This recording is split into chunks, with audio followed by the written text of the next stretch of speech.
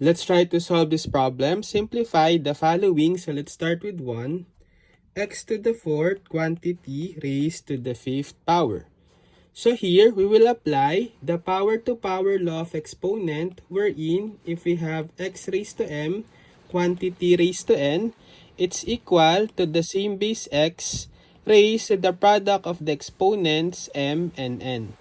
So applying this law of exponent here, we just copy the base x and then multiply the exponents 4 times 5, or that will be 20. So the final answer is x raised to 20. For number 2, we have 2 squared quantity raised to the 3rd. So let's copy the base 2 and then multiply the exponents 2 times 3. So 2 times 3, that's 6. So we have 2 to the 6. Simplifying this further, it means 6 factors of the base 2. So we have 2 times 2 times 2 times 2 times 2 times 2. If we simplify this, it's equal to 64. For number 3, we have x to the 4th quantity raised to the 3rd times x to the 5th quantity squared. So, let's multiply the exponent first. For x to the 4th cube, we have x raised to 4 times 3, that will be 12. Then times, for x to the 5th squared, copy the base x and multiply the exponents, 5 times 2, that will be 10. Now, if we are multiplying same base, applying multiplication law of exponent, we just copy the same base x and then add the exponents 12 plus 10. So 12 plus 10, that's equal to 22. So the final answer is x raised to 22. For number 4, we have x squared raised to the 3rd, y cubed raised to the 4th times x to the 4th, y to the 5th. So let's multiply first this x squared cube. So copy the base x and multiply the exponents 2 times 3, that's 6.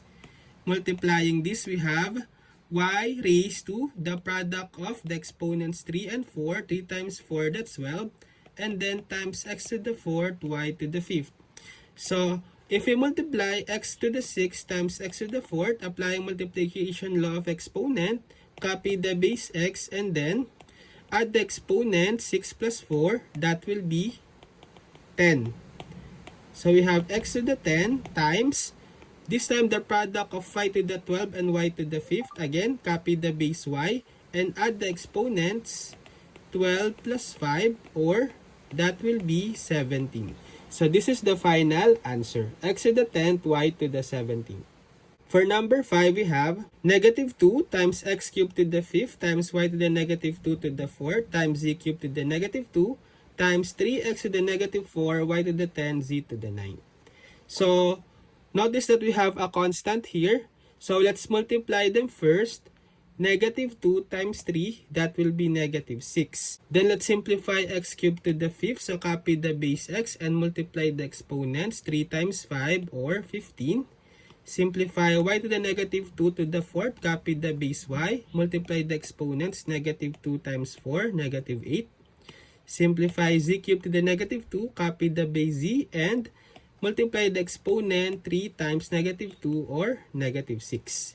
Then, let's just copy the variables, x to the negative 4, y to the 10, z to the 9.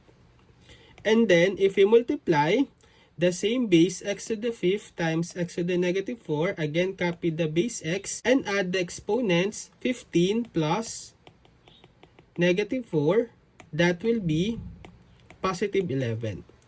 Then, y to the negative 8 times y to the 10, copy the base y and add the exponents, negative 8 plus 10, or positive 2.